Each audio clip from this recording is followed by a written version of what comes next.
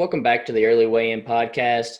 Sorry for the late drop this week. I got stuck on vacation with the bad weather and everything. But if you guys haven't yet, make sure to like the video and throw a subscribe to the channel. That helps us get out more content for you guys and helps us grow a ton. We're coming off back-to-back profitable events and looking to continue into this week, which is UFC Vegas 19, Curtis Razor Blaydes versus Derrick the Black Beast Lewis. Yeah, we've got a 15 fight card this week, and happening in Vegas, you can expect a few of those to drop off. But as of right now, a lot of tape study we had to do and a lot of research, but I think we've got some really good fights set up for us this week. I know last week our challenge kind of got messed up the right before the fight started. I forget who it was, but The Gillian Robertson and Miranda Maverick. yeah, and Gillian passed out backstage, and I don't know. So that fight got canceled. I think this week we've settled on Rafael Alves versus Pat Sabatini Mm-hmm. for our challenge of the week. I'm going to be taking Alves, and P's got Sabatini. Yep. So excited to start that back up. Sir, we're going to start off the fight card with the Polar Bear Sergey Spivak and the Mountain Jared Vandera. Sergey Spivak, as we've seen on Instagram, he looks pretty good right now. He looks big. He's Mm-hmm. been training with Francis Ngannou. And what we know about Spivak's game is if he can establish that grappling game of his, he will dominate you. I mean, he's shown that, especially in the Tai Tuivasa fights, the first one that comes to mind. Right. Anytime he wanted to take it to the ground, he got it. And, we've seen in a couple of Sergey Spivak's fights where he just looked a little bit undersized, which, the Instagram pictures of him training with Francis Ngannou, that makes me feel good. It looks like he put on that weight because we did see in like the Walt Harris, the Marcin Tybura fight, just not big enough to get that ground game established and really just get pushed up against the cage by the much bigger man, Marcin Tybura. Tybura in that first round got 3 minutes of control time, in the second round 2 minutes, and in the third round 2 minutes. Those you just can't give that type of time up against in a heavyweight matchup. And then Jared Vandera, he's a 2-1 dog coming into this, and I will admit that he hasn't really shown anything on the regional scene to me that would justify him being UFC caliber. The only thing that worries me is that him being 6'4" with an 80-inch reach, he is that big heavyweight that we've seen Sergey Spivak have problems with in the past, and it really does worry me. I think that Spivak could absolutely go out there and show that he's I forget what he's sitting at right now, but like minus 265 favorite. But Vandera, if he is able to stuff a takedown, I really could see that size being a problem as the fight goes on, and we've seen Spivak make some improvements standing up. And Vandera is definitely hittable, but he's shown a good chin. So the longer the fight goes on, I could see Spivak gassing, especially with Vandera's weight kind of wearing on him as the fight goes on. Yeah, man. This one originally scheduled for 256, and it's been rebooked due to Vandera testing positive. Going into it, I know we are both pretty high on Spivak, and kind of wanting to bet him, but after tape study, I think we're probably going to lay off of here, man. He is 2-2 in his UFC run so far. Those two losses you talked about, two ranked, heavyweights in Marcin Tybura and Walt Harris. So definitely fought, way better competition than you've seen Jared Vandera fight. Sergey is very young, man, at 26. He's got a ton of time to improve. He works that jab well, and I think he's going to be much, much better on the feet compared to Jared Vandera. But like you said, man, he's kind of a novice off his back. He really has a hard time getting back to his feet. And Vandera is a massive, massive heavyweight. Coming off his win over the Contender Series, man, I don't think he got a finish on there, to be honest with you. And he didn't really look that great to me, but Dana always needs heavyweights. That's why he's got signed. And in his interview there, he called out Sergey Spivak. So ask and you shall receive, Maybe he sees something, in his game, much like Definitely not the person I would be choosing out of the heavyweight lineup to be Not at facing all, my man. debut. Not at all. But like I said, maybe he watched the Tibera fight or something and sees where he might be able to overpower him with this size. And in the small octagon, I think Jared might have success with that. He is a brown belt on the mat compared to the blue belt of Sergey Spivak. Something you need to note there because, man, Jared might have the advantage on the mat here. One thing I do want to note is, Sergey Spivak has a little hype, but you look at the three guys that he beat before getting into the UFC, and they're all above 40 years old. One of them being Tony Lopez, which he absolutely, ran through in the first round, but that's the guy Vanderaa beat to get on the Contender Series, but Vanderaa couldn't get the finish over him either. So Vanderaa kind of, man, not UFC competition or UFC level to me either. He's lost all three of his bouts in LFA, which is, a regional promotion that I'm pretty high up on. So I think he does lose that step up in competition when he takes it. But man, I'm not confident enough to lay the minus 230, minus 240 on Spivak here. No, I just can't do it. I liken Vanderaa to Ben Rothwell as somebody who just really relies on his size in the octagon to implement his type of game plan. Absolutely, man. Our second fight of the night takes place in our bantamweight division between Ayman Zahabi, who's 7-2, taking on Drakkar Rodriguez, who is 7-1. Another fight that was scheduled back in December. Zahabi tested positive for COVID. I'm glad they kept this one together. Zahabi, I'm sure you recognize that last name, younger brother there, the longtime coach Faraz Zahabi of GSP. He does train, of course, out of TriStar there with his brother. Man, Zahabi is coming off back-to-back losses, a pretty big layoff. He's already 33. I don't know what kind of improvement you're really going to see at this point in this guy's career. He's a pretty decent, I guess you could say, striker and grappler. Doesn't really, show you or shock you really anywhere, though. He does have pretty good volume. But, man, this guy, I wouldn't say maybe rushed is the word for the UFC because of his last name. But he only fought one guy before getting to the UFC with a winning record. So the resume is very, very padded, and I don't really think this guy has, the cardio that I like to see, especially in a bantamweight fighter. Moving over in Drakkar Rodriguez, he got his contract on the Contender Series just a couple months ago. He has a 13-fight amateur career to go along with the 8 pro fights, so it's something you like to see. He's very experienced for 24 years old. He doesn't typically need it, but he did get scheduled and go 5 rounds with Tony Gravely. So I do probably lean toward him to have that cardio advantage, especially being at 24, much younger, more athletic. I think he's got the better boxing and, the better leg kicks. I'm not normally the type to, want to lay the price on a debutant at like a minus 160, minus 170. And I know there's not a lot of, fights out there to look for, but I think this is a good spot for Drakkar, man. What do you think? Yeah, so I'm just not convinced on Rodriguez. I had some difficulties trying to find tape study on Rodriguez, or at least enough for me to formulate an honest opinion on him. And, from what I could tell, he's powerful. I noticed that he is willing to eat a couple of shots if he sees an opening to deliver some of his power.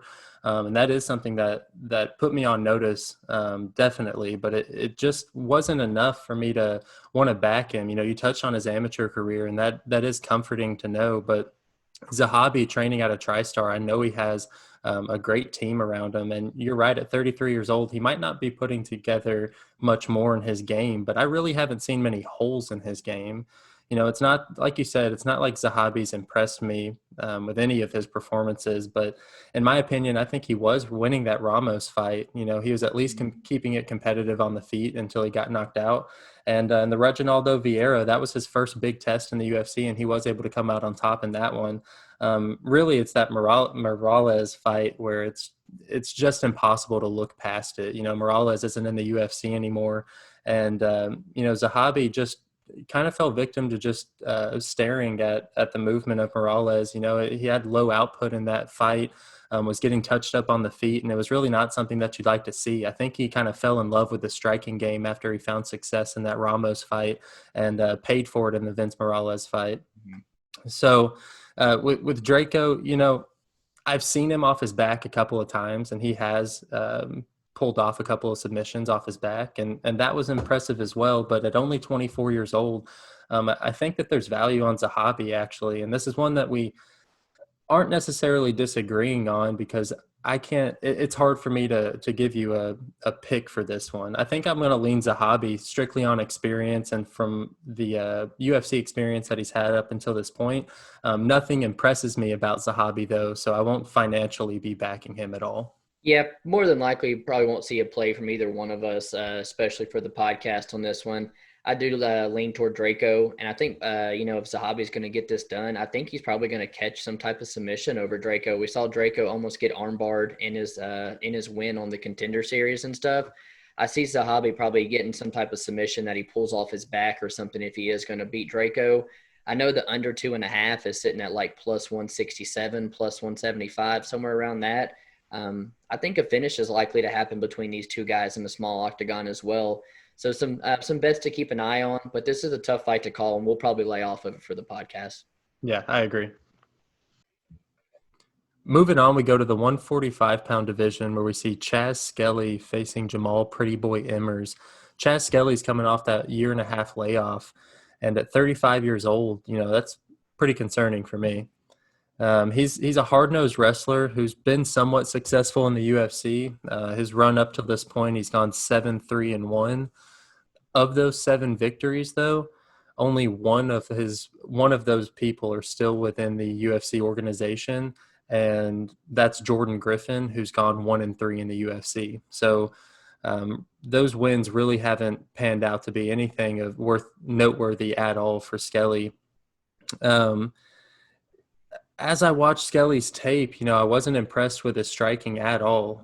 His striking, it seemed to be pre-drilled combinations, especially the 1-2 that he's throwing, regardless of what you'll be throwing. He's throwing it, not planning on countering or making reads to how your attack is, but just throwing it to throw it and then looking to implement that wrestling heavy attack. And that's not something I'm thinking he's going to have any success with Jamall Emmers. I think Jamall Emmers has a really underrated wrestling game, and he seems to have the advantage just about everywhere. He kind of, exudes that confidence whenever he's in the octagon, keeps his hands low, has that extreme athleticism and explosive striking. And I don't do this often, but I will be making a pick for how this fight finishes. I could see Emmers landing a flying knee almost exactly how the Frankie Edgar Corey Sandhagen fight went. I think that he's just a little bit too much. They're not really cut from the same cloth. Skelly at 35 years old just doesn't move anywhere close to Emmers, and I think that ring rust off that layoff is really going to cost him. Yeah, man, I'm right there with you on thinking Jamall Emmers is probably going to take this one. But Chas Skelly he's one of the more entertaining fighters on the entire roster there. He's a fun guy to watch.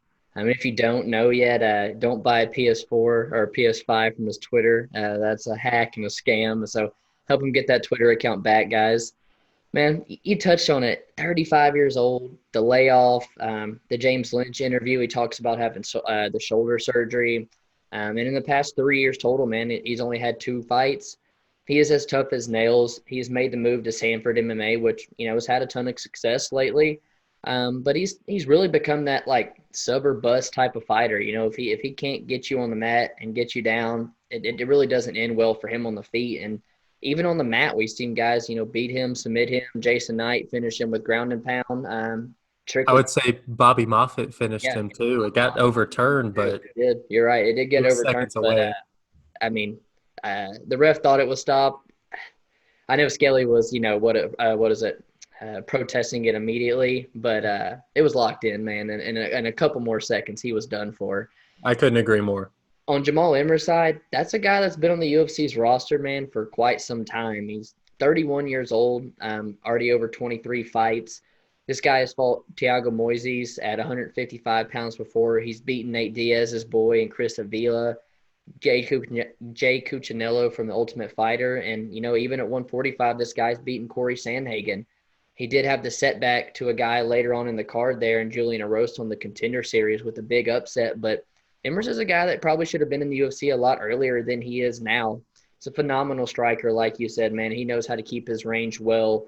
And he's going to be, like you said, when it comes to athleticism and speed, it's cut from another cloth compared to Skelly. I know you are begging me to play that inside the distance for Jamall Emmers.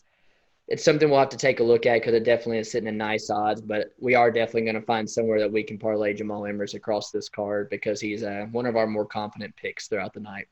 Yeah, I love that. Even the first round TKO by Emmers is plus 700 right now, and that's something I'll be making a personal degenerate play on for sure. Absolutely, bro. Our next fight takes place in our women's flyweight division between Shana Dobson, who's 4-4, and Casey O'Neill, who is 5-0.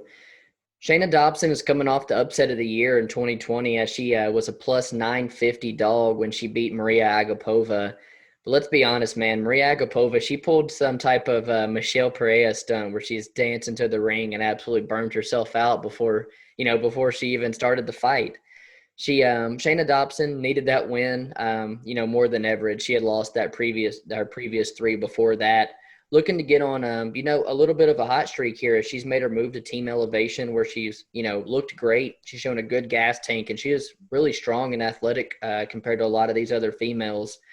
Her record, at 4-4, it's not great, but she is a case of, a girl being rushed to the UFC. She second pro fight, she's fighting girls like Nico Montano, and her fourth pro fight, she's in the Ultimate Fighter House fighting Roxanne Modafari. So 4-4, she's fought some great girls, but there's something to note in Shana Dobson is she's never won back-to-back fights ever, and she is coming off a win. Taking on a girl in Casey O'Neill, who's making her UFC debut at 5-0, 7 amateur fights to go as well with that. She does train out of Tiger Muay Thai, but I did see the James Lynch interview that I watched where she's actually not there due to whole COVID and everything. Why other fighters, he said, like Peter Yan and stuff, have had to go to American Top Team and stuff because Tiger Muay Thai has been, I guess, closed down. But with Casey O'Neill, she reminds me a little bit of like Macy Barber, man. She's got that mean streak to her. She almost likes to hurt girls. It is hard for me to lay the price tag on a debutante like that, and especially in one who is only 5-0, who has a relatively weak level of competition. But you did some digging and found out why that is. Yeah, word around town is that up until this point, every single fight that she has on her record has been set up by her dad, who is actually the promoter of the fight organization she's been in. That you really got to call into question that record. And even though Shana Dobson's 4-4, I'd much rather see her at least fighting the level of competition that she has than just getting tomato cans and coming in as a debut fighter, being a favorite. We've seen that quite a few times, especially in women's MMA. Where there's a lot of hype surrounding a debut fighter, and they just don't pan out the way because they just haven't seen that level of competition, just because there's such a big gap between UFC caliber women's and regional level women's MMA. Dobson, like you said, that kind of the upset win over Agapova blew her wad, and Dobson did what she had to do. I think Maria Agapova is going to have similar success in the first round with anybody like she did with Dobson, just because she is such a big, powerful woman. And like you said, with Casey O'Neill, she does have that aggressive style to her. And I think that that might be something that Dobson's going to have to endure, especially early once again. Casey O'Neill, she's one of those fighters that can become really predictable with her striking. She doesn't really throw many combinations. And I've seen in quite a few of her fights, girls timing takedowns off of her singular straight right or her jab that she pumps out there. That being said, she does a really good job at creating scrambles whenever she does get taken down, and usually winds up on top in some type of submission. So the jiu-jitsu's there to back up the crappy takedown defense. So that's nice. Shana Dobson, though, with the experience level, I'm going to lay off this fight probably, but if I start winning and I want to make a live bet, the Shana Dobson by decision sitting at plus 255 is probably where I lean for this fight to go. Yeah, I'm probably going to stay away myself. I do lean toward the Casey O'Neill side as, other than who she's fought, there's not much that impresses me with Shana Dobson. She got put out by Priscilla Cochera in the first round with strikes. And Casey O'Neill training at the Tiger Muay Thai. I think she does have the ability to touch Shana Dobson and put her away. But, Dobson's a dog, man, and she's going to be there for 3 rounds. As far as a podcast, I highly doubt you see a play. This is a tricky fight right here, man. And I think, we've seen it as the public has been all over Shana Dobson as she opened up as a big dog. And, after her previous upset, the public's wanting in on that. So it's definitely getting down to a pick 'em where I think it should most definitely be. Yeah, one other thing to note about Dobson is she really does have the frame at 125 pounds to really be physically imposing. I know I just talked about Agapova kind of bullying her in that first round, but Dobson is kind of similar to Sajara Eubanks, where maybe not the most technical fighter, but they do have the raw talent and athleticism that can really go a long way in women's MMA.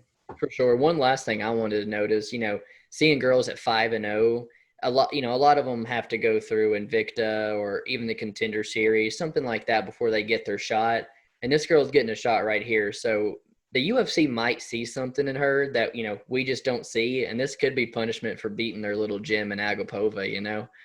Yeah, it definitely could be, but at the same time, Casey O'Neill's been fighting in her backyard, so we might could see Shana Dobson come out here and maybe get above a 500 record. We absolutely could, man. This is too close to a fight for us to call. Mhm. We now go on to the 145-pound division where we see Rafael Alves, who's 19-9, take on Pat Sabatini, who's 13-3. Rafael Alves, he's making his UFC debut coming off that Contender Series win over Alejandro Flores. He guillotined him. Something to note about Alves is athletic-wise, he is he looks phenomenal. A couple of fights that I was able to watch, he started it with like flying kicks, spinning wheel kicks, switch kicks. He's just extremely athletic. And I think that, as far as his build, he reminds me of, like a small man. What I'm trying to think of somebody, Johnny Walker, I guess, is somebody who's just extremely athletic and you don't really know what he's going to throw. Where Sabatini, man, after watching tape study, he looked really fluid. He was able to transition from his strikes to his takedowns really well, and set up his takedowns way better than a lot of people who are outside of the UFC normally would. I know he's the Cage Fury 145-pound champion, so I know that he has that experience of facing those upper echelon guys. Even though the records might not show it, they've earned their position in the Cage Fury or in the Cage Fury cage. So I do think that he's seen a high level of talent. I lean towards Alves here strictly because I think that he's more well-rounded. He has 7 wins by KO and 7 wins by submission. I think that he kind of will outclass Sabatini here, although I know I've seen a lot of people on MMA Twitter on the Sabatini train. Yeah, man, this is a real tough fight to call. Both these guys are, have found their groove as of late. Alves on a 5-fight win streak, previous Titan FC champion there, and is making his UFC debut off of that second round finish on the Contender Series. He trains down at MMA Masters with guys like Colby Covington, Miguel Baeza, a gym that's really started to come to fruition as of late. One thing to note about Alves, though, is his last 4 fights have been at 55 or even one at 160. So this guy has not fought at featherweight since 2014. Something to note is I feel like he's gonna have to use a lot of energy in here in this octagon facing a wrestler like Pat Sabatini. You know what you get with Pat, man. It is a hard-nosed wrestler who is going to make you defend takedowns at a very high rate. He has won 5 of his last 6 with 4 finishes. And you talked about the Cage Fury featherweight champ. He's a 2-time champ there and a former D1 wrestler with the jiu-jitsu black belt, has 9 wins by submission himself. So more of a, one-dimensional fighter there compared to Alves, who, like you said, is a very well-rounded fighter with the 7 wins by sub, another couple by TKO. He's got great forward pressure, man. He walks you down, and he really wants to land that big right hand of his, or he has a nice high kick that he throws too. But he's a little heavy on that lead leg, man, and he eats a little bit of jabs himself, and I think being so heavy on those legs, it's going to be a little easy for Pat to get in there on him and avoid some of those takedowns.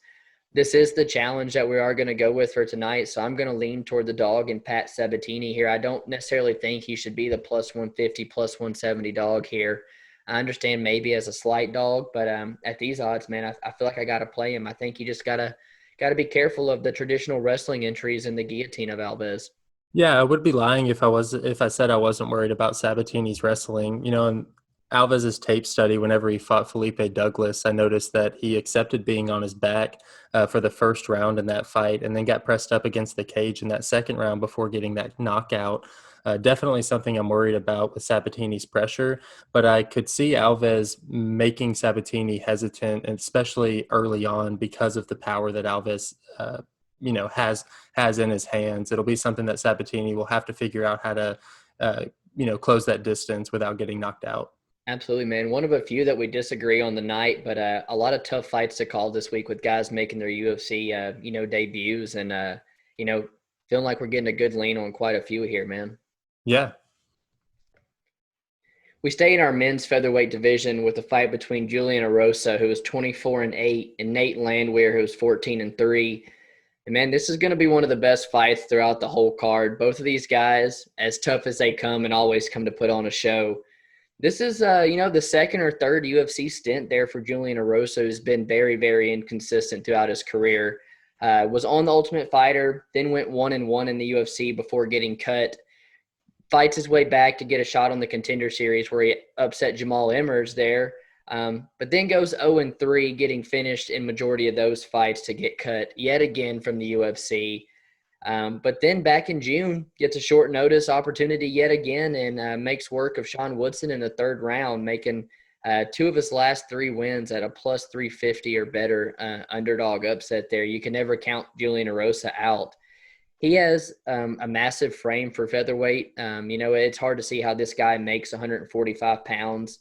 And I think it's a little, evident that he has to cut a lot of weight because this guy's been finished on the feet 4 times. He doesn't really have, a good chin. Reminds you of James Vick up at lightweight a little bit. On the other side of Nate Landwehr, that's our boy from Clarksville. He is 1-1 in the UFC, and he's coming off a hell of a fight with Darren Elkins. He opened as the minus 160, and currently this fight is, getting close down to a pick'em. So I really hope we can support our Clarksville boy there. He's got the wrestling to fall back on and fought great competition at M1. These guys were 16-4, 8-7, and 10-1 before getting into the UFC. He's fighting excellent competition. I think we haven't seen, the best Nate Landwehr yet. The one knock on this guy is he's very, very hittable. But if there's one guy that's more hittable than Nate Landwehr, it might be Julian Erosa. Mm-hmm. Him or Darren Elkins. And right. That's gave us a wonderful fight in his last time out. Nate Landwehr, it's got to be a breath of fresh air facing somebody like Julian Erosa after being matched up with Movsar Evloev. Yeah. Completely counted out in that fight to becoming, like you said, a pick'em here. Nate Landwehr, we've seen 2 different showings of him in the UFC. One where he gets, the hellacious KO from Burns with the knee up the middle, and then the fight of the night with Elkins. We know that Landwehr is going to kill or be killed out there, and that's something that I really like when I'm supporting a fighter, especially the fact that he's a local boy. It really makes us hype to just back him. Just getting the opportunity to back somebody local. We haven't had that option recently. I forget who it was that just fought out of Clarksville. Jacob Kilburn. Jacob Kilburn. Thank you very much. Yes, Jacob Kilburn, where it was one of those guys where we just can't back him, and finally we're in a position where we can. Julian Erosa, you noted on his chin, man, he's been touched plenty of times, and that's not something that you want with somebody like Nate Landwehr, who will stand in the pocket and trade with you. Julian Erosa, extremely long for the division and throws from really unique angles. I kind of compared him to Dan Hooker, where you can tell that the length of his arms almost forces unique angles when he throws. And then he utilizes his footwork almost like Dominic Cruz in his entries and how he, stays in his striking range. Erosa tape study, it's impressive. I think that his fight style is really fun to watch. I just don't think that going up against somebody with Nate Landwehr, who can take that punishment and then also has the wrestling background to fall back on in case it does go to the mat. I think Nate Landwehr has a much more solid base, and I feel more comfortable backing him, especially that he opened as the favorite here. Absolutely. I'm on Nate Landwehr as well. I know we've already released a play via Twitter for you guys back in Nate Landwehr, and we talked about it earlier, the under 2.5 is at even money in this one. And, I could see a finish in this one as well. Yeah, I kind of like the fact that we can bet Nate Landwehr straight here and then almost hedge it on the under 2.5 because these guys are throwing down. And I got to imagine the only reason why the under under 2.5 is that even money is because of how tough Nate Landwehr is. And maybe they're thinking that because of that toughness, we could see the judges. Absolutely. It's called Nate to train for a reason, man. He puts a pace on guys and he has a pop in his punches. I actually like Nate to get a finish here on Saturday. And like you said, glad we do get a chance to back our boy from Clarksville. 100%. Moving on, we go to the men's 135-pound division where we see Eddie Wineland, who's 24-14-1, take on the sexy Mexi John Castaneda, who's 17-5. Castaneda, he went on an 11-fight win streak from 2015 to 2017 and then suffered a loss and is now only fighting about once a year. In his last 4, he's 1-3. And at this point in his career, I'm really, worried where he is mentally, facing those big losses, especially at a point in time where he should be kind of developing his game to where he meets his potential. At 29 years old, you're right at that athletic MMA prime, and it just isn't panning out for him. And then moving over to Eddie Wineland, at 36 years old, a lot of people are counting him out, but I really do think that a lot of people have formulated their entire opinion on Wineland by his fight with O'Malley. And to be real with you, even though I don't like O'Malley is an anomaly in that division. I'm telling you right, I'll be the first to tell you, John Castaneda at 5'6" isn't going to be able to do what Sean O'Malley at 5'11" was able to do in the striking realm. Eddie Wineland, I'll admit that he has glaring holes in his game, but he's more than made up for it with the power. I was watching one of his fights, and I believe it was DC that was talking about his ability to deadlift 400 pounds. It's evident in his power, and at 6-8 in his UFC career, no wonder why he's still on the roster. It's because he can deliver that knockout shot at any time. Yeah, man, this one's a fun one, and Castaneda is one that we've seen, a lot of people be on, and it's actually reversed these odds as Eddie Wineland opened as the -150 favorite, and Castaneda is now about the -130. Wineland, he's lost 3 of his last 4 fights as well. And at 36, one of the lone WEC guys we have left. I see a pink slip maybe coming his way, man, if he doesn't get this one done. But he's also in a good spot to get this one done. It's one of his easiest opponents to date. I compare him to that of, maybe Gregory Popov. And, we saw what Eddie Wineland did to when he was able to take a step down in competition. You talk about the yearly appearance of Castaneda, and, Eddie Wineland's in the same boat. This guy's fought one time in 17, one time in 18, one time in 19, and just one time in 2020. So really as inconsistent, as inactive as it gets there. He's also one of those, really one-dimensional fighters, man. He is just a straight boxing-heavy approach, keeps the hands at the hips, much like Bobby Green, invites, opponents to brawl on him, able to try to counter them. And that low volume, it's really easy to beat over the scorecards. And that's something I think, if Castaneda wins, it's definitely on the scorecards. I don't see him being, like you said, the one like O'Malley to come out here and put Eddie Wineland away. But, at 36, coming off a bad knockout like that against O'Malley, who knows what kind of shape and stuff, the chin and everything's going to be in for Wineland there. As Castaneda does have power, and he does like to walk you down and land his hard leg kicks. And one thing that I like about Castaneda is he throws in combinations unlike Eddie Wineland. Eddie Wineland does look for that home run shot where you'll see Castaneda throw, 1, 2, 3 punch combos at you there. It's a tricky one, man. And at -150, I almost want to play Eddie Wineland at dog odds. I do think that he's getting one of his most easier opponents to date. And Castaneda, losing 3 of his last 4 too, doesn't really impress me, and definitely not enough to bet him at a plus or -130 here. Yeah, you almost just want to keep the odds makers honest with the Eddie Wineland pick. Eddie Wineland, when he's fighting, he almost fights with his chest puffed out, and he kind of invites you to throw those shots. And Castaneda is going to be the faster guy, so I really do think that we'll figure out relatively early on whether or not this is going to be a good night for Eddie Wineland. If the speed of Castaneda seems to be too much for him, I could see Castaneda pulling this out. But I do think if Eddie Wineland has success, just touching him a little bit in the first round, eventually he'll find that timing and land it on Castaneda. To possibly do the Wineland by TKO at plus 535, that's something that we've talked about, and we'll probably look to play. If not, we'll probably just lay off this fight completely. Yeah, absolutely. I'm right there with you, man. Eddie Wineland isn't winning this fight by decision. It's by TKO. If we can get it above 500 like that, probably look at a little play because on the other side, I can't justify us betting Castaneda at a minus 130 now. Yeah, I completely agree. Our next fight is an exciting lightweight bout between Drakkar Klose, who is 11-2-1, taking on Luis Pena, who is 8-3.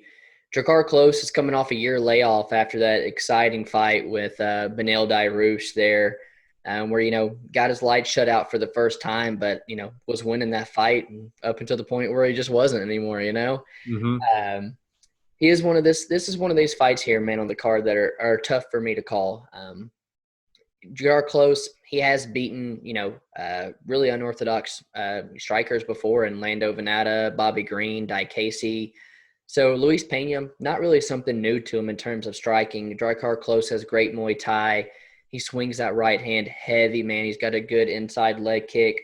But he's only a purple belt in jiu-jitsu, and we've seen him have trouble on the mat. We've seen guys like Benil Dairouche, have his back for almost the entire first round. We saw Christos Giagos take his back as well. And that's something I think Pena will have a lot of success with. Pena has a lot of wrestling roots to fall back on, and he's great at jiu-jitsu and great at getting the back. Pena trains out of a lot of different gyms, man. At only 27 years old, he is a real student of the game. You saw him go to AKA after his season was tough with Daniel Cormier. You see him go back to Westside MMA with Bryce, where he's from in Arkansas, and now spending a lot of time at American Top Team. That's what I like to see in a 27-year-old man. He's really getting work in with a lot of really good guys. He is taking this fight on short notice, replacing Jai Herbert. And, I definitely think he is a better lightweight than he is featherweight at 6'3". He's still got a huge frame for the lightweight division. And, that does give up, the ability to defend some of the takedowns sometimes. But not really probably going to have that issue with Drakkar Klose. I see this probably staying on the feet and being a fun war, man. What do you think? Yeah, so at that 6'3" frame, Pena will have that size height advantage over everyone at 155. One thing I noted about him is he works best in an open cage where he can use his length and that footwork to kind of keep the fight at his range. As we saw in the Matt Frivola fight, though, Pena does have problems with dealing with that wrestling pressure, wrestling and that pressure up against the cage. And that's something that Drakkar Klose does really, really well.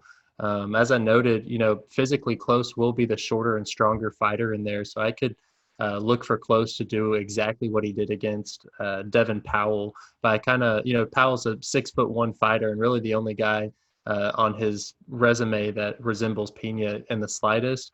And Klose was able to just kind of push him up against the cage and use his strength to wear on him and eventually win that fight, dominating in a decision.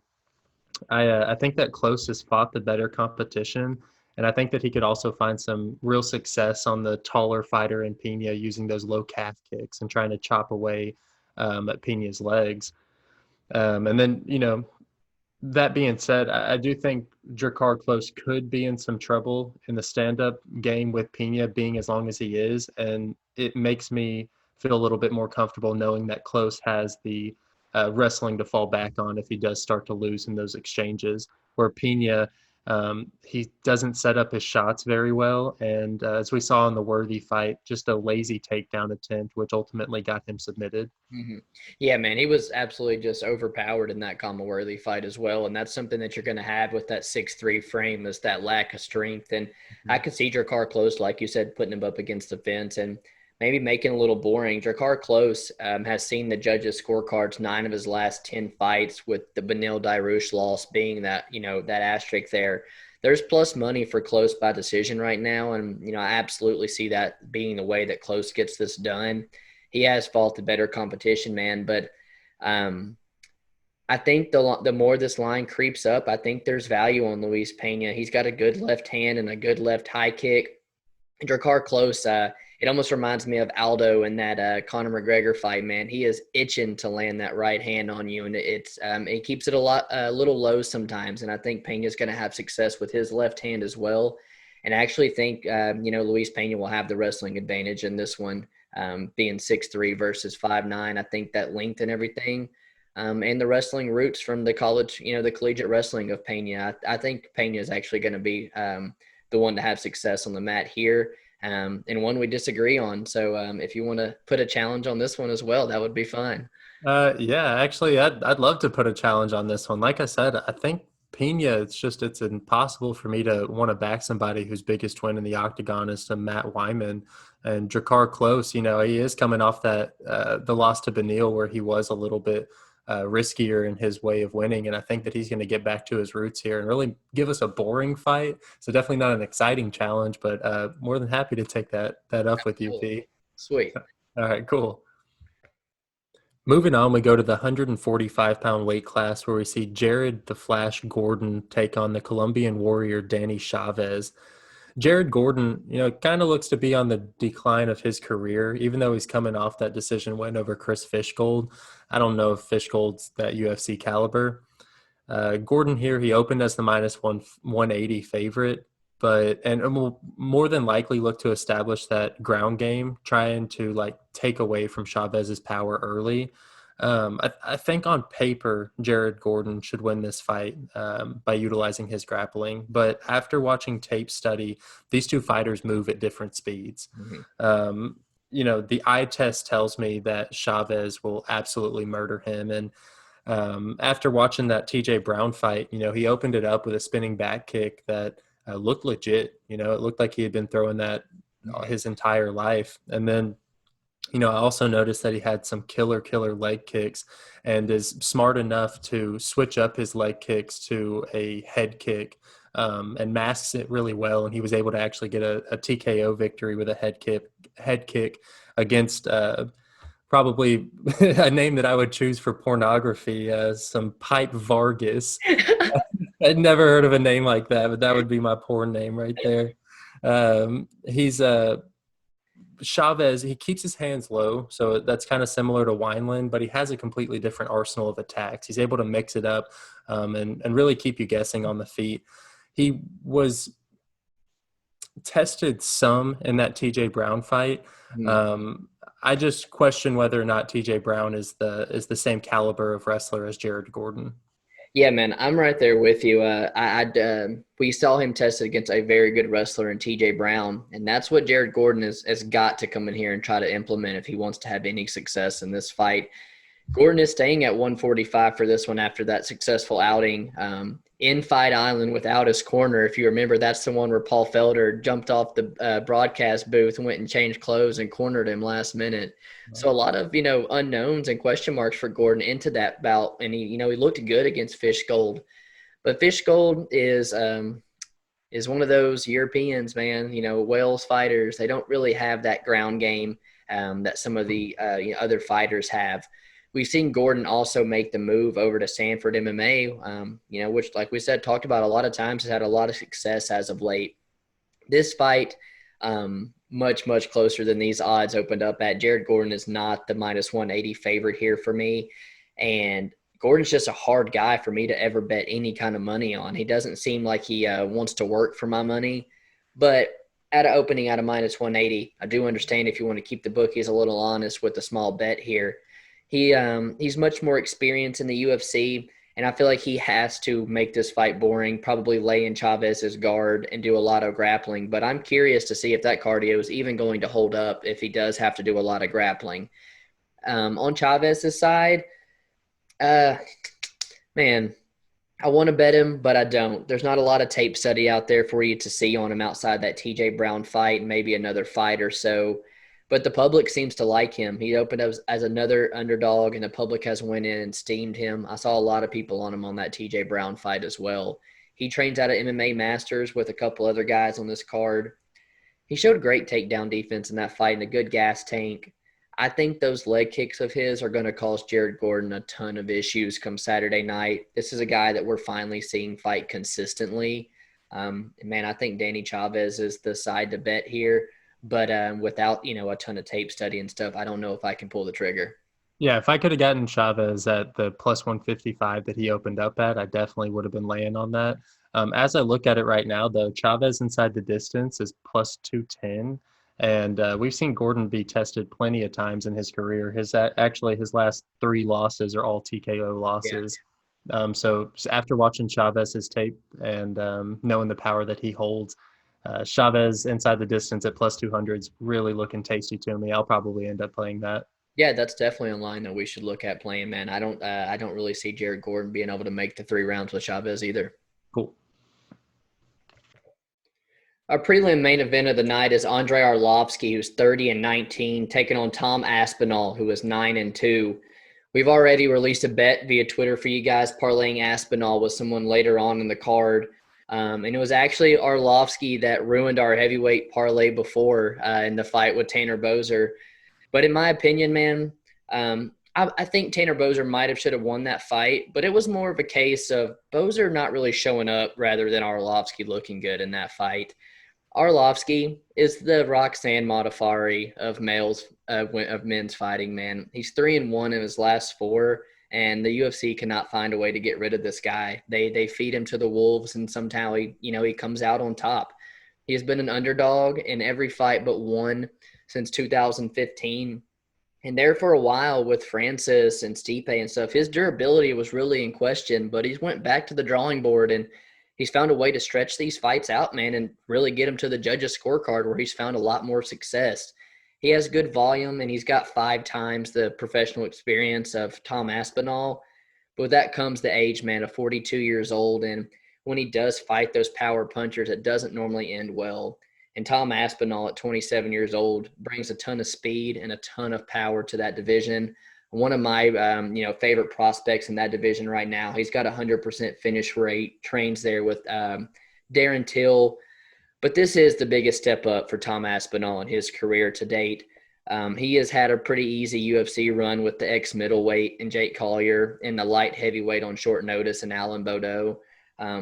He's never seen – we haven't really seen his gas tank tested, and we've seen Arlovski stretch these fights out. So I wouldn't be I wouldn't lie if I say I was a little nervous, but I'm not really, man, because Tom Aspinall, I think, is the real deal. What about you? Yeah, so Arlovski in his last 15, he's 5-9-1, but he's currently riding that 2-fight win streak, and he's just one of those guys, like you said, where everybody counts him out, and then he shows you what he's capable of, and kind of reminds you that at one point in time he was that upper echelon of the division. He was the champ, right? And at 42 years old, I got to give it to him. And his last time out against Boser, I remember when that fight started, and I think I texted you and was like, hey, he looks like he's in good shape, you know? He had abs. He had everything that he had whenever he initially came into the UFC in 2014. Dude looks good at 42 years old, and it is the weight class of dinosaurs. So, the age isn't too much of a concern for me right now in Arlovski's career. I really boil it down to skill level.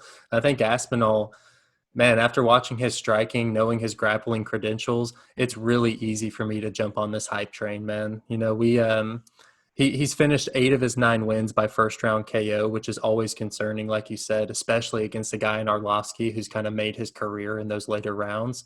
But Aspinall, I think, will have some similar success to Rosenstruik, Francis Ngannou, those guys who are able to catch him early, just because Arlovski kind of does take time to get his striking range figured out.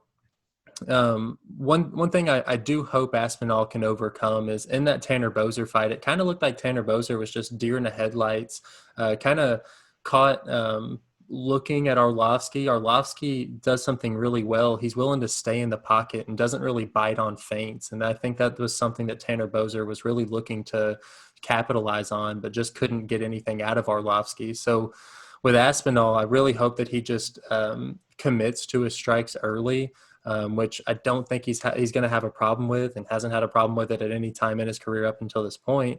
And then also it makes me feel pretty good that we got to see a glimpse of Tom Aspinall's ground game in that Bodeau fight where he wound up in mount and just looked dominant. So from what we have seen from Aspinall, one of my highest prospects. Absolutely, man. We jumped on that train for sure, and I know we're all over Tom Aspinall. We got him in a parlay, and I know we've even talked about playing that TKO. We think he's going to get it done pretty easily. And you got to imagine that Arlovski is going to be okay with keeping this on the feet. So with Aspinall, like you said, training with Darren Till and Tyson Fury, I got to imagine that they formulated a game plan that could really cause problems for Arlovski here. Absolutely, man. Moving on to the middleweight division, we have the Russian sniper Nassourdine Imavov, who's 9-2, taking on Phil Megatron Hawes, who's 9-2 himself. Nassourdine Imavov, it was comforting to see in his last time out against Jordan Williams, whenever their clash of heads happen, Imavov instinctively shoot for that takedown and even get it. Like, it's one thing to shoot instinctively, but to also have enough wherewithal to complete the takedown is a whole nother level for me. And so even though it was kind of a fluke of a scenario, the way Imavov kind of bounced back from that really made me happy. It really made me more confident in backing him. He also has like a pretty well-developed striking game. He doesn't just wing punches. He's good about keeping his eye on the target and delivering those good straight punches. And he has an insane counter right hand that once he finds that timing, it's really game over for you. And then moving on to Phil Hawes, he's tried a couple of times to get into the UFC. First time out against the Cuban Missile Crisis, Julian Marquez, really paid for it in one of the most devastating KOs I've seen to date. And then in his Dana White Contender Series, in his second time around, he showed extremely hard leg kicks early on in that fight. And I think that that's something that he'll probably look to do in this Imavov fight as well. Phil Hawes, he throws with 100% power. We didn't really get to see much of his game in his last time out against Jacob Malkoun. It kind of seemed like he had Malkoun running from the very start. Malkoun was constantly worried about that power. It reminded me of Khamzat Chimaev versus Gerald Mearshart, where from the opening bell, you could tell they were worried about the power. Phil Hawes, he will also instinctively shoot for the takedown and go back to that wrestling base of his, but he just does not have the frame at 185 pounds to do that for longer than 2 minutes at a time. He's always had a problem with gassing out, and to date has not seen the third round in any fight of his. So I do lean towards Imavov here, and if you're going to play Imavov at all, I would recommend playing him inside the distance, strictly basing that off of Hawes' cardio issues. Yeah, man, this is a good fight here, and it's another one. It was rescheduled from a couple weeks ago, and I think it was because Phil Hall had a little bit of weight issues making that 185-pound cut. Imavov, we're just not getting the same odds around this time. I think you could got him around a plus 140, plus 150 last time, and it's more of a pick 'em right now. Imavov is on that 6-fight win streak coming off the debut win against Jordan Williams, where, like you said, showed great fight IQ. That was a very high-paced fight, too, as well, and he showed great cardio in that. He trains out of the MMA factory there in France with guys like Cyril Gain, and Cyril Gain's actually in camp right now for Rosenstruik, so you got to think that he's getting really good looks right now, and at only 24 years old, he shows very promising things. I give him the advantage on the feet. I wouldn't say the wrestling advantage on the mat, but he's going to be able to hold his own there without a doubt. Mm-hmm. I don't want him to show a little bit of tall man defense and let Phil come over the top with that big right hand. Feels extremely dangerous in round one, but it's almost like a round one or bust kind of situation because he carries so much weight and he uses so much power in all his movements that he just doesn't have the gas tank for it. Halls is another guy that I don't really think likes getting hit, in my opinion. He reminds me of the Rodolfo Vieira, man. Like you said, doesn't like getting hit and also really doesn't have the cardio after, making that massive weight cut. But I will say, Phil Halls, like you said, multiple tries to get in the UFC, and that's because the UFC really wants this guy in the UFC. And looking at him, why wouldn't you? Mm-hmm. He had that in his fourth pro fight. He's fighting Andrew Sanchez in the Ultimate Fighter House. Then he gets the Julian Marquez Contender Series shot coming off a loss. Then he gets another Contender Series shot and easily the easiest debut opponent to date in Malkoun. The UFC really, really likes this guy, and they really want him to, to have a good time in the UFC. What I do like about Phil Hall is I will say, man, he's riding a 5-fight win streak, and it's been the move to Sanford MMA that's really done this for this guy. He used to be there at Albuquerque, New Mexico, and I said it on the first time we broke this fight down. Jackson Winklejohn, the exact opposite place where this guy should have been. He is not a long, rangy cardio kickboxer, man. He's the exact opposite. And I think now he's made the move to Sanford MMA and really found his groove. It's all about that cardio, man. I really think it's Halls early, Imavov late. I think I really do like to play there on Imavov inside the distance, and I know that we have parlayed this fight not going the distance with Emmers earlier in the card there to get relatively even money on that. Yeah, this has got to be second to the Nate Landwehr Rosa fight as far as my list of excitement. Yeah, this is going to be a hell of a fight and a good one to kick off the main card. 100%. Our next fight on the main card is in our heavyweight division where we have Aleksei Oleinik, who is 59, 14-1, taking on Chris Daukaus, who is 10-3. It's his 75th professional fight for Aleksei Oleinik, and I think he's got over 40 submission wins there. This fight does resemble Arlovski and Aspinall a little bit, man, where I think the UFC is setting up the new prospect here to get a win and, over a top rated heavyweight there that can propel his career forward. Part of me wants to hedge any bet I have with Chris Daukaus with the prop bet of the Aleksei sub because he's done it so many times. That's about the only thing he's really good at this point in his career is dragging you down to the mat and getting a submission. He's got an unreal squeeze, but he is getting old, man. He's really slow on the feet. The grappling is starting to wear him out, and he's been finished in his last 4 losses. That durability is really starting to fade. In the blue corner, man, is Chris Daukaus, who is the older brother of the middleweight Kyle Daukaus. And Chris kind of got his call to the UFC, during the pandemic where Dana needed some heavyweights, where he matched him up in first fight of the night with Parker Porter, and again, I think first or second fight of the night with Nascimento again. So looked great in both of those. He's got the round 1 finish, and what we've seen in Chris Daukaus is unreal speed and footwork. He comes in about the 225 range, a lot lighter, and he's able to just outwork these guys on the feet. This is a big step up for Chris Daukaus, though, and it's a big step down for Oleinik. How do you see this one going? Yeah, so Daukaus, this is easily his biggest test to date. He is extremely fast, and it is kind of worrisome that he only comes in around that 225 mark. I know officially, I looked on his Instagram, he officially got his black belt in August of last year, although I doubt he wants to use that at all in this scenario.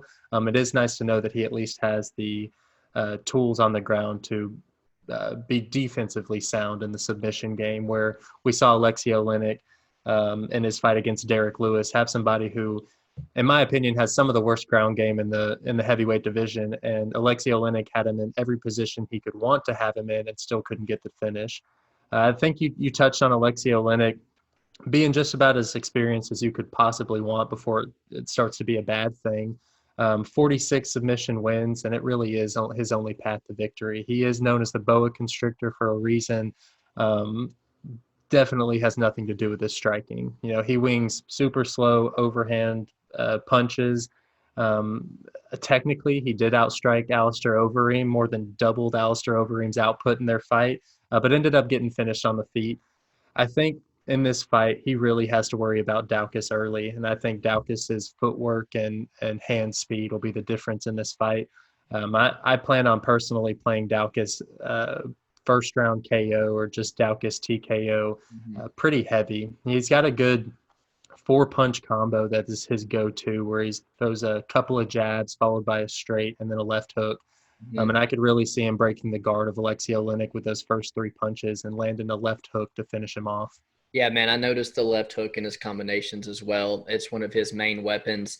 I do think we've already talked about it. There's going to be a play on a Chris Daukaus by TKO going to be released later on in the week. But I think I did talk you into a little hedge with the Aleksei sub just in case it were to happen because I know he's got that black belt, but, Aleksei Oleinik is a different type of black belt. One of those guys you can never count out. So it sucks to say, but yeah, we're going to hedge a little bit on Oleinik. Absolutely, man. Yeah. Moving on to the 145-pound division, we have Darrick Minner, who's 25-11, taking on Boston Strong Charles Rosa, who's 13-4. Darrick Minner has one of the shadiest records I've ever seen. Since starting his professional career in 2012, he's only had 1 year that didn't have a loss on it. In his last bout against TJ Laramie, that was easily his biggest win of his career. And to be fair, I don't mean to undermine Darrick Minner's accomplishments up until this point, but he is a one-rounder bust fighter. He has 20 of his 25 wins coming in the first round, and has only seen in his 36 fight career the judges 3 times, which is why you see this fight set at 1.5 rounds, even though it's a 145-pound fight. Mm-hmm. And then with Charles Rosa, he has 8 wins by submission himself. And I do think that this will be, if Charles Rosa can outlast Darrick Minner's first round submission attempts, that this will be all Charles Rosa. That being said, Darrick Minner, he's made that living on the first round submission. And I really do like the odds of him submitting somebody in the first round at plus money against anybody. I know right now it sits at plus 355, and just knowing what Minner is capable of, it is something that you would look to play. That being said, Rosa has shown his submission defense, especially in a even better grappler in Bryce Mitchell, going all 3 rounds with him and really being in some pretty bad spots, but able to work his way out of them. I think Charles Rosa will look to keep this standing and kind of wear out Minner. Minner's going to force the fight to Rosa and force him to engage, and I think that's where Rosa might have to deal with some early submission attempts, but eventually we'll win this fight. Yeah, man, it's a fight that's not getting a bunch of attention, but it is on the main card for a reason. This one's going to be a fun one, and it's going to have some awesome grappling exchanges in it, which not everyone appreciates, but I know we will there, man. They both are submission artists, and they're both excellent at catching these submissions in transition and a lot of the scrambles. But like you said, I think Rosa's going to have a much easier time with Minner here than he did with people like Bryce Mitchell. He does train out of a good camp and American top team, and he's going to have the advantage on the feet here. He had that big layoff after the Shane Burgos fight, but he's came back and he's 2-1 since, with that loss being to Bryce Mitchell, where he showed tremendous submission defense there. I do lean to him to most definitely have the cardio advantage as well, but he's going to have a tough round 1 to get out of. Darrick Minner is pretty much like you said, man, live or die by the sub, and he doesn't really have a gas tank to go the 3 rounds. I don't normally do this, but I almost see the jiu-jitsu canceling out in this one. I know the over 2.5 is plus money, and again, not something I typically do, but I'm looking at it a little bit, man. You talked about him seeing what the judges' scorecard only 3 times in 36 fights. It's very concerning and could be something that deters me from playing an over 2.5. But Charles Rosa is good at stretching the fight out, and he doesn't really have the finishing ability. But Darrick Minner is I don't know if he necessarily gives up, but man, when that cardio goes, he gets put in really dangerous positions that just about any fighter is going to get the finish there.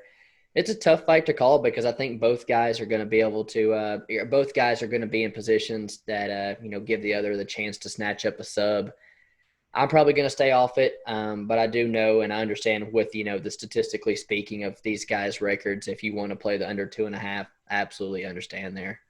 Yeah, and Darrick Minner, what sucks about backing him is he can even have the fight going his way, like we saw in the Grant Dawson fight, where I believe he had his back, or at least he looked good until the second round, where he just completely gassed and gave up the submission. That's Derrick. He lives or dies by that submission. I don't know if we've talked about it, but he's been submitted in 8 of his 11 losses. Mm-hmm. So I really do expect Rosa to have his way with him after that initial burst of energy that Minner brings into the octagon. But like you said, Rosa's not necessarily known for being a finisher by any means. So dragging it out, I understand where you're coming from if you're on the Rosa side, that this fight would go longer than expected. Mm-hmm. Yeah, and at featherweight, I think you said the best line for not going the distance is almost minus 200. So it is almost parlayable at this point. Hard to bet that straight. Yeah, 100%. Our co-main event of the evening is Ketlen Vieira, who is 11-1, taking on Yana Kunitskaya, who is 13-5. This line hasn't really moved much since its opening, and it's quite surprising to me considering how profitable women's underdogs were in 2020, my apologies. But I also don't really know why this is the co-main event. In terms of divisional rankings, they are a little, high up there, but not an exciting co-main event by no means. Vieira is 11-1 with the lone loss being the TKO to Aldana, which was a KO you don't really see in a lot of female fights, man. These odds, I would say they're probably a bit wide. I don't think Ketlen Vieira is the 3-1 favorite. She is the bigger, stronger, more athletic of the two. She's got a jiu-jitsu black belt. And on the other side is Yana Kunitskaya, the longtime partner of Thiago Santos, trains out of American Top Team. She debuted against Cyborg, man. She's fought pretty good competition, and those fights, she just does what she needs to do to win, basically. She puts the girls up against the fence and takes their weapons away. She doesn't really impress me, and tape study is hard to get through watching for her. I do lean Ketlen Vieira here.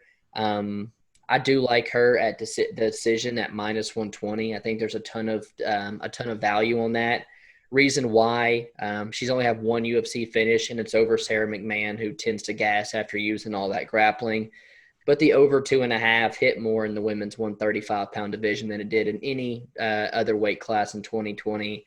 I think there's a lot of value on Vieira by decision at -120. Other than Cyborg and Aspinall, who both are heavy hitters, you don't really see Yana being finished that much. Yeah, Yana's not one to make a fight pretty. If she's getting the win, like you said, it's one of those grinding type victories, and her strength should not be underestimated in the octagon. And we saw in her time in Invicta, her utilize that clinch position a lot. And even in her debut against Cyborg, she actually controlled her up against the cage for a little over 2 minutes. And that's Cyborg that we're talking about. Even though Cyborg isn't in the UFC anymore, in the limited time that she was, it was dominant from start to finish. And Yana was able to push her up against the cage, had the positional advantage over her for, like I said, a little over 2 minutes. And that's something that we saw her do in her last fight against Stoliarenko as well, just forcing her up against the cage and making her work, not making it a pretty fight. Ketlen Vieira, though, to quote DC, she's big for the weight class. She's very aggressive and she's very powerful, and that can be a problem for any girl in that weight or in the division. Yana, Ketlen Vieira's single loss being to Irene Aldana, and Yana Kunitskaya, she doesn't have the same height advantage that Aldana did, but she does have the same length that Aldana did. And if Kunitskaya can stay off her back foot and not fall to the pressure that Vieira is going to put on her, I could see Kunitskaya winning the exchanges on the feet. And then if she chooses when to engage and can force Vieira up against the cage, I could see her making this a little bit dirtier than what the odds makers are telling us it should be. Vieira in that Aldana fight, it was the only UFC fight that she's had where she didn't get a takedown on her opponent, and it cost her. So I can't imagine her wanting to get out here and try and make it a stand-up war with Kunitskaya. I lean towards Vieira, although I would not be playing that type of price tag for any girl fight, for that matter. Yeah, me neither, man. I do see her parlayed all over the place when I'm looking through MMA Twitter and stuff. And with the reputation that 2020 had with the female underdogs, it's not something I'm willing to put in there either, man. We've learned our lesson betting on all these girl fight, or betting on a singular girl to win a fight. So, yeah, although it does seem like on our Bet MMA tips, almost everybody's going with Ketlen. I think that we're just going to lay off here. Absolutely, man. Our main event of the evening is in the men's heavyweight division, where we see Curtis Razor Blaydes, who's 14-2, take on the Black Beast Derrick Lewis, who's 24-7. If you've heard one breakdown of this fight, you've heard them all. It seems like everybody knows what Curtis Blaydes' game plan is, and even Curtis does. He averages 7 takedowns per 15 minutes, and I don't think that he's going to change up that game plan at all in this fight. Derrick Lewis has about a 50% takedown defense, and so I'm fairly positive Blaydes is going to be able to take him down. It's just a question of how many times can Lewis get back to his feet, and can Curtis Blaydes do enough damage between him getting back to his feet and Blaydes getting – or it can – how many times will Lewis be able to get to his feet, one, and then in that time that he's on his feet, can he deliver enough damage to Curtis Blaydes before that next takedown attempt comes? Because that's what Curtis Blaydes is going to do, as we saw in the Volkov fight, just spam takedowns over and over and over again. And even though we did see Blaydes' cardio hold up over the 5 rounds, it did not look pretty towards the end of those rounds. Interesting. Yeah, 100%. And that's just from Volkov making him work every single time for that takedown. And that's something that we've seen Derrick Lewis although I'm not a huge fan of the way Derrick Lewis fights, just because I think that he accepts that back position and will just hang out on his back and bottom position until he decides to use that fuck you strength and get up. It's really, really frustrating backing somebody like Derrick Lewis, who will take that time off in between rounds or in rounds.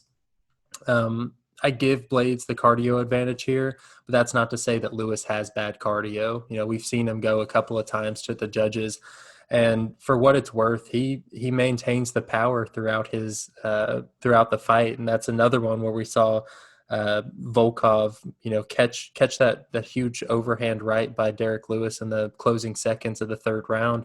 Lewis brings that power at every point in time. Yeah, man. Like you said, if you've heard him one, you've heard them all. We know what Blaydes is going to do out here. This fight was originally scheduled for December, and Blaydes had to pull from COVID. I'm glad they kept it together, and I'm sure Curtis Blaydes is probably pretty happy they kept this one together for him as well. Blaydes does finish off the heavyweight parlay we've already released to the public there on Twitter. And man, training out of Team Elevation, if you are a heavyweight and you have the grappling approach that Curtis Blaydes has, there's no better camp for you to be at. He has unbelievable wrestling. It is without a doubt the best in the division, and he has a nasty double leg. What you've seen Curtis Blaydes develop now is work on the bottom, man. He's great at getting the sub at the ground and pound, the elbows that he landed on Jamall, on Alistair Overeem, man. He's really starting to come into his MMA game. I compared it to this fight a little bit to the Justin Willis fight that we saw in Nashville, where, it's a heavy boxer with heavy power that's probably just going to get ragdolled. But you give Curtis Blaydes Justin Willis now, and he finishes him. He's much more experienced and stuff on, the MMA aspect. So when he gets down there on the mat and how to land his ground and pound, he doesn't like when the punishment's coming his way. Curtis Blaydes does not like to get hit. He does shell up, and the lone two losses are to Francis Ngannou, who is about to fight for a belt. So if he wins, and it's hard to make that fight a third time when Francis has beat you, in round one, both previous times. On Derrick Lewis, man, it's hard to believe that he is one knockout away from tying Vitor Belfort for most all-time knockouts in the UFC. He is the heavyweight record holder, and it's a little crazy because he's as one-dimensional as it gets, and the way he fights, you don't think that he would be the knockout leader for the heavyweight division, because for the most part, he kind of has to battle back in a lot of his fights. He has a ton of heart, don't get me wrong, but in Volkov, Travis Brown, multiple ones, he takes a beating before he lands some of those big punches. And man, Curtis Blaydes is really going to put it on this guy. He's going to just absolutely expose Derrick Lewis's ground game, his gas tank. Lewis was asking for this fight, saying he's going to take Curtis Blaydes down. He's crazy, man. And the last thing I want to say, I told you earlier, Curtis Blaydes released that statement about saying his win bonus is $100K, and that people are crazy if they think he's going to come out here and have a standing fight with someone like Derrick Lewis. I love hearing that when you got your money on someone like Curtis Blaydes. I think he comes out here and makes it look easy, and I'd love to parlay that under 4.5 somewhere throughout the card. I really do question whether or not Derrick Lewis is even that upper echelon at this point in his career. I dog on him a lot, and I will admit that he's earned his position right now. I just don't think that he has the actual technique or skill that a lot of these other MMA fighters who are in the heavyweight division, especially these up-and-comers in the heavyweight division like Cyril Gahn and Tom Aspinall, who have rounded out their games. Derrick Lewis isn't even close to that. We take a look at his last 5 fights. Loses to DC, loses to JDS, Blagoy Ivanov split decision. You know how I feel about that. What about our one in Houston? Yeah, ER Latifi split decision. We got to see that one in Houston. And we know he lost that one. Where was he at? Aleksei Oleinik had him where he wanted him, where I thought Aleksei Oleinik would win. Probably why I'm still salty. You can't scarf choke Derrick Lewis. Yeah, no, I mean it just works out for him that he's won these last 5, but he could easily be on a 5-fight losing streak right now, and he's facing somebody in Curtis Blaydes, who in my opinion is the dark horse of the division, the last guy I want John Jones to be fighting. Man, Curtis Blaydes topping out that 265-pound scale is a fucking problem for anybody. And like you said, as long as he sticks to his game plan, he's an absolute killer. And I think at this point, it's not a question of if Blaydes will win, but how can we find value gambling on him to win? Right. I know we've talked to quite a few people. One person in particular, Brandon Phillips, who on Twitter has been really into the Curtis Blaydes by submission, sitting at plus 400. That sounds good. That sounds really good. The only thing that throws me off of it is Derrick Lewis has shown to, for whatever reason, be really hard to submit. He's just thick everywhere and is one of the biggest dudes in the division. So it's I think I'm as confident as any fight I've ever been. I'm picking Curtis Blaydes here, but Derrick Lewis, it's kind of funny that it is a guy who has the win over Francis Ngannou, who's beaten Blaydes twice. Right. Derrick Lewis has the fighting style that Curtis Blaydes has fallen victim to, a couple of times now. So um, I'm glad I get to see it. I think I'm finally going to be able to see Derrick Lewis just get shat on and kind of put him in his place where I think he should be in the heavyweight division, which is that 10 to 15 range.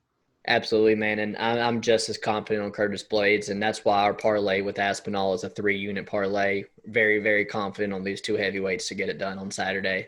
I love it. I love it. And man, if there is a fight throughout this entire 15 fight card that stands out to you, what's one of those for you? It's got to be the Nassourdine Imavov versus Phil Hawes fight. I think at 285ers who are willing to throw down, we're not going to see the judges in that fight, which is why we're putting the fight doesn't go to decision in some of our parlays this week. Man, that's a good one. For me, it's going to go with Julian Erosa and Nate Landwehr, two of the most exciting guys on the roster. Erosa, live or die, goes out on a shield, man, and Landwehr is never in a boring fight. That was going to be fireworks, and I think we're actually planning on playing the under there, so expect some violence. And it's just nice to be able to back a local boy. Absolutely, man. But for me, if I look through all 30 fighters here, one that stands out to me is the hype train that we jumped on a couple fights ago in Tom Aspinall, man. Really high on this guy. Such good hands, jiu-jitsu black belt to fall back on, and trains with some good guys over there in Team Kaboom in Liverpool with Tyson Tyson Fury. Yeah, with Tyson Fury, Mike Grundy, Darren Till, all of them, So, and he's in a position where, I think he's going to cause Andre some problems and, really get a number next to his name come the next fight. Yeah, so for this one, I'm going to cheat a little bit. I've got two guys here, both of which I think who I'm looking to get a win inside the distance this weekend. My first one is Jamall Emmers, who's taking on Chaz Skelly. I think that explosive striking is going to be a little bit too much for Chaz coming off that 1.5-year layoff, and we get some really good money betting on Emmers inside the distance. And then Chris Daukaus, we're planning on playing him relatively heavy for that KO. I think Aleksei Oleinik's just he moves in slow motion at this point in his career, and Daukaus is one of the lighter, faster heavyweights in the division. I could really see him piecing him up early. Yes, man. I think we got some great reads this week, looking to make it 3 profitable events in a row. We'll have these bets released for you later this week. And if you're still here with us, do us a favor, subscribe to the channel, like the video. That helps us out. And let's make some money on Saturday. Yes, sir. Peace.